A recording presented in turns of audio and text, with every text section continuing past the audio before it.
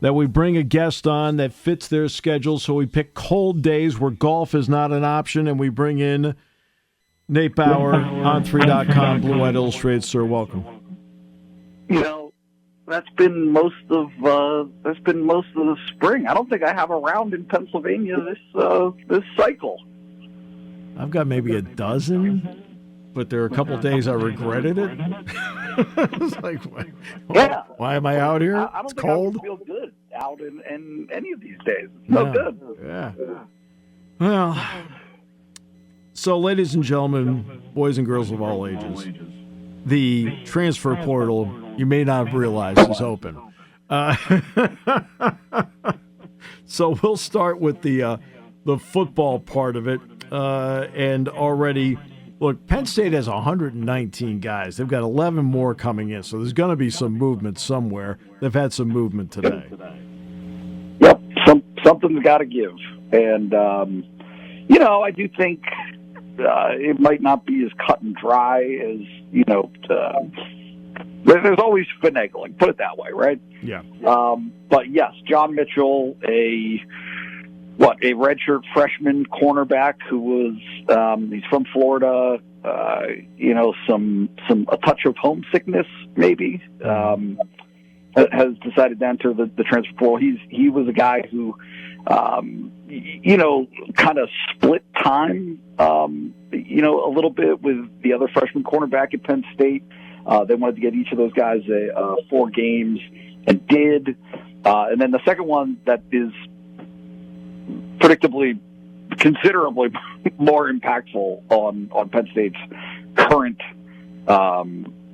defense and what they plan to do this year is Tamir Robinson, right? So he's a redshirt sophomore, a guy who wasn't going to start this year, but would play quite a bit of football. And so I think the combination of those two things, the expectations a lot of times for guys is to get involved. They think they're going to get involved early and often. Tamir has spent some time recuperating from injuries and banged up a little bit last year.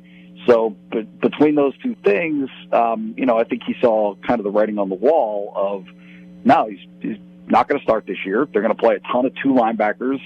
And because of that, even if his role is significant, as a backup, it's not enough. So that's a big one for Penn State for sure. Right, and they both played roles on special teams.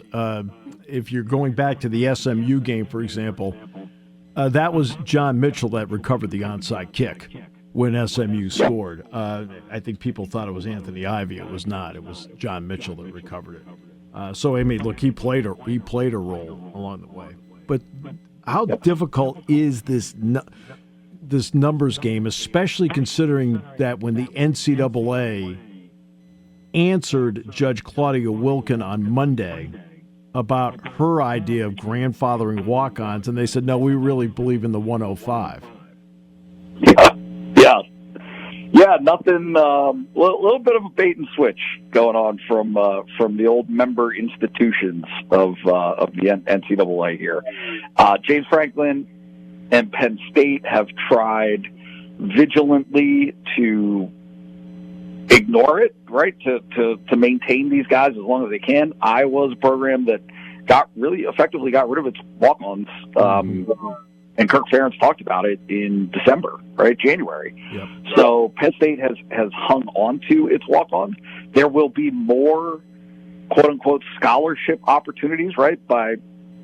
You're taking away a scholarship limit, in effect, of 85, and you're bumping that up to 105, but you're also getting rid of 20 spots, right, on the team, in the program. And so now that you can only carry 105, or that's the intention of the NCAA and its arguments, which, caveat, is being fought against, right? There are many people out there who are, kind of complaining about this. And again, clearly the wishes of Judge Wilkin is to not have that be implemented.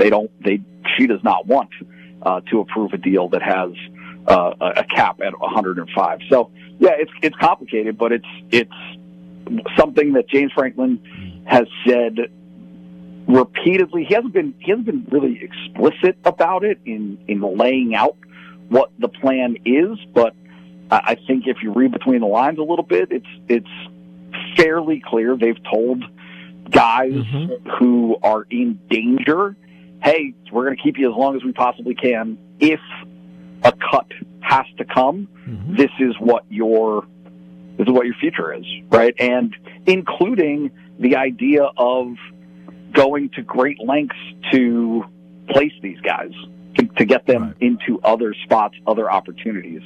So it's tough. James as well as anybody. I think this is the element of all of this, right? Having to actually cut walk-ons, that kills him. It just is as painful of a concept as he can stomach in college football. Yeah, this is a coaching gut punch for him. I mean, this is one of the last things he thought he'd ever have to do as a head football coach. And now he's in the spot where he may. Again, she can approve the deal as is. She can't change the deal. Claudia Wilken cannot change the deal. But she also can give advice of, I'm not approving the deal unless you do make this change. She can do that. I mean, she can't change the deal, but she can strongly send a signal that, no, this part needs to be changed. I mean, we'll see what she decides to do. It's going to be up to her.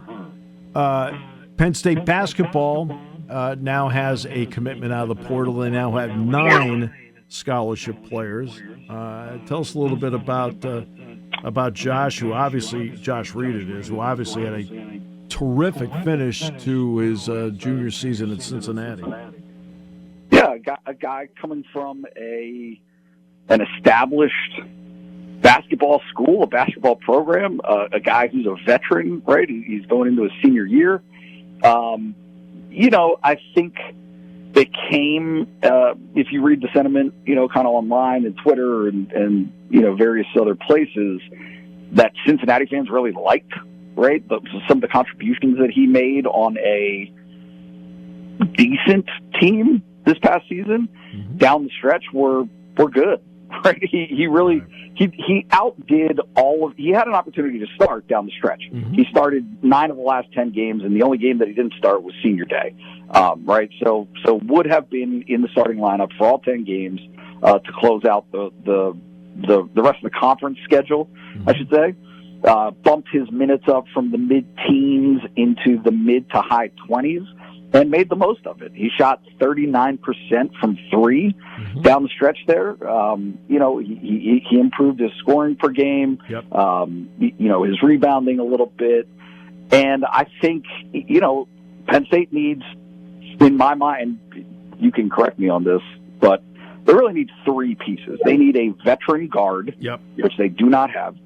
They need a wing, which is what Josh Reed That's fulfilled. What Reed is. And they need a backup big man. They got to get somebody to help spell Yannick. So this kind of ticks one of those boxes off, and they can move forward. They were one of the last programs, if not the last program, I believe, in the Big Ten to make a transfer portal addition. So this process of starting to fill out the rest of the roster, off to I think a pretty good start.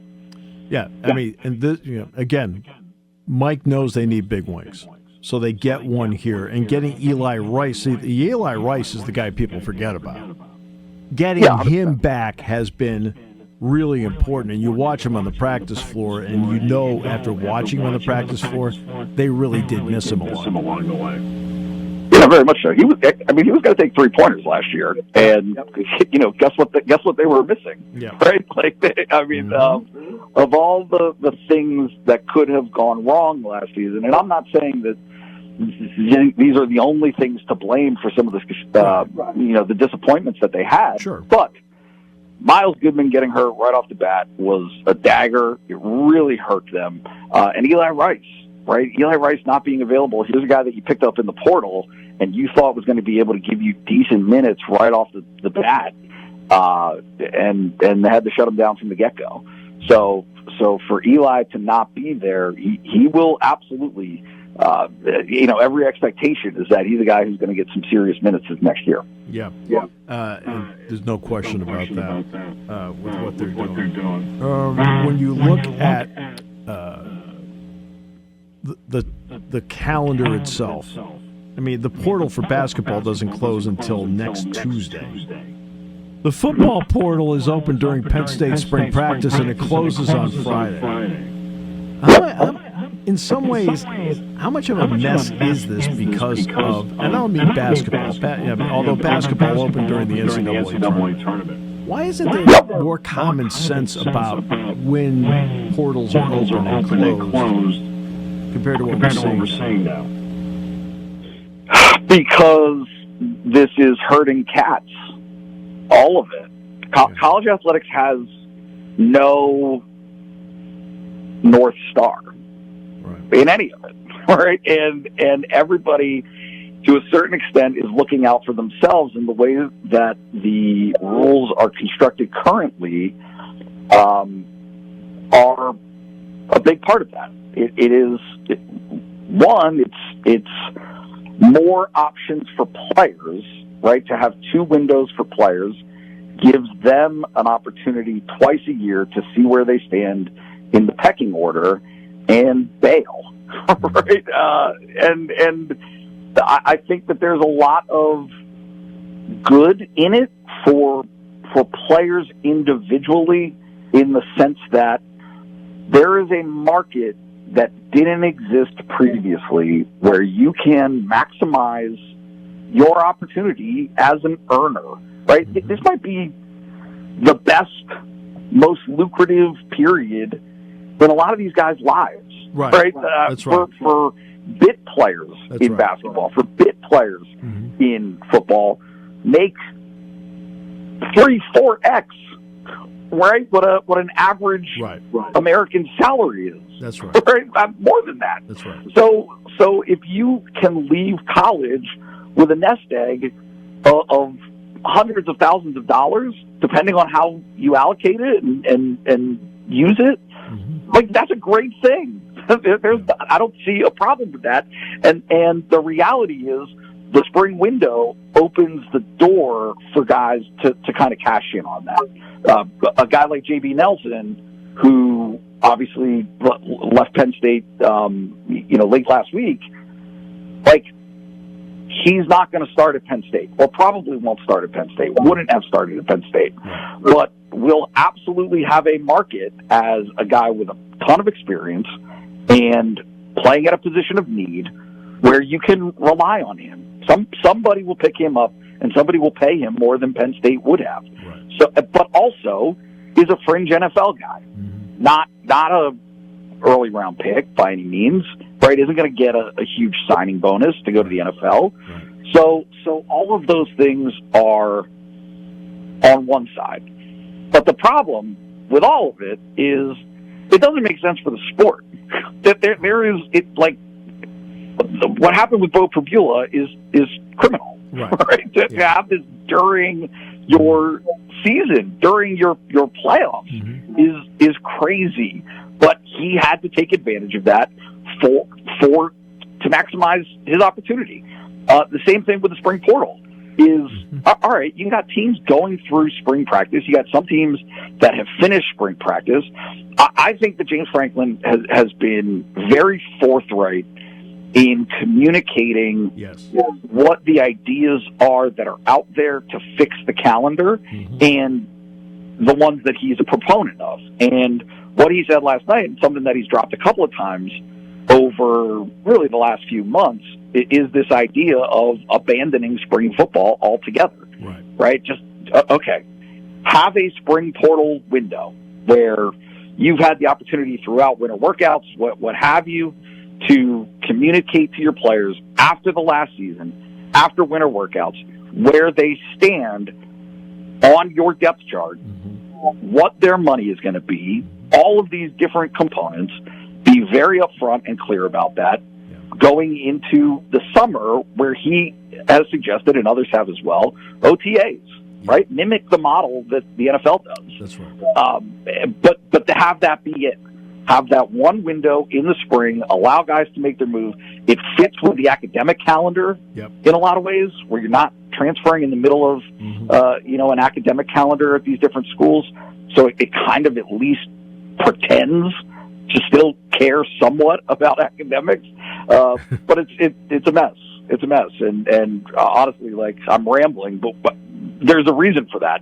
It's because it is so complicated and there's so much involved that has to be sorted out among all these different stakeholders. Oh, and there are plenty of stakeholders. I mean, without question. Hey, everything's now about roster composition and construction. And for a coach, hey, you wonder why coaches are getting out. Now, do things right now, between now and July 1, if you're wondering why there are so many big NIL deals being put together, because right now is the last 2.5 months there's going to be no structure. All right? There'll be a semblance, not complete, but some structures starting July 1, including revenue share money. Does that help the situation, even though you and I both know there'll be lawsuits? Exactly. I mean, that's the whole point. Is we can sit here and say, okay, well, a cap comes in and it creates a structure, it creates a blueprint for teams to work with or programs to work with over the next 10 years. But it's not going to work. It's just not. Legally, I don't understand how it passes muster, and everyone's going to break it. There are all of these pie in the sky, it would be lovely to have this Deloitte clearinghouse that's going to make sure that everybody's being compensated a fair market value, right? Come on. Stop it. It's not going to. It's not going to. Collectives will be as important as they've ever been in icing the cake, right? It's just going above and beyond the $20.5 million. It's just not. It defies reason, and as the NCAA has done, really for as long as I've been alive, as long as you've been alive, there's this quaint head in the sand altruism to what they say and what they do, right? But they don't align. They don't align, and so I don't know if you saw today. There was a tweet.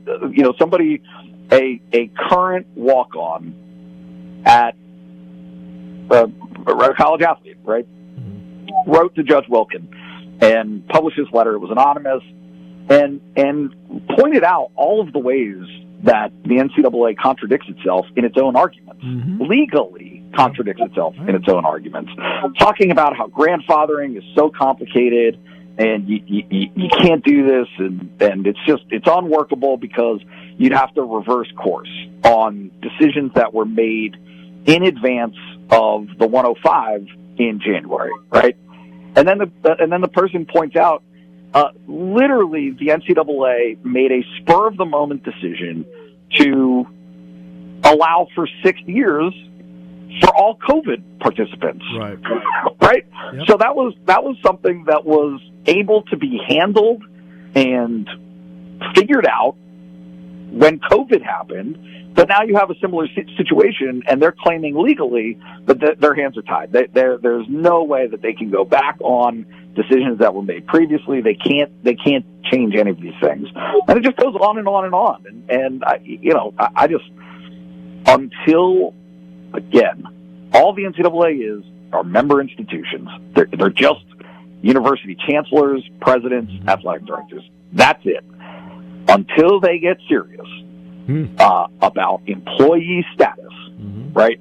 Changing the fundamental nature of what it means to be a college student athlete, they're sunk. It's not.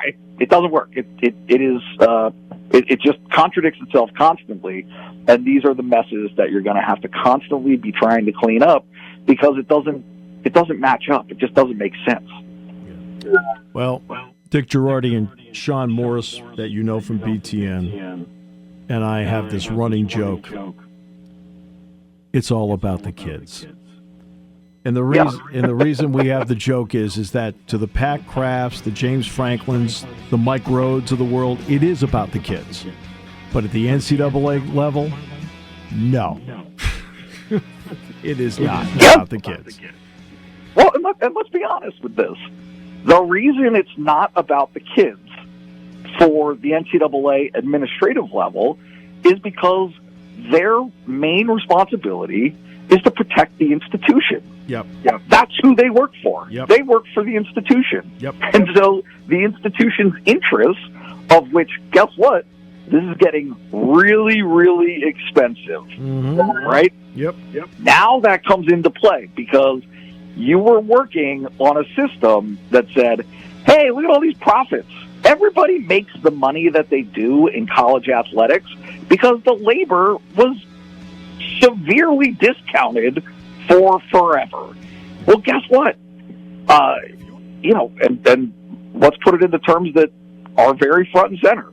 Does James Franklin make $8.5 million a year if you have to make a payroll for your football players? Yep. In the past, no, and the NFL knows that. The NFL can demonstrate that, right? Do athletic directors make $2-3 million a year under a system where you have to pay the players? No, and so until there's not going to be a recalibration of those markets, but you got to make that up. You got to find out new ways to create revenue to make a payroll that you've never had to pay before, and it's complicated and it puts the pressure on, and that's why things are at odds with each other all over the place. Well, the players from years gone by are like our guests. They don't get paid.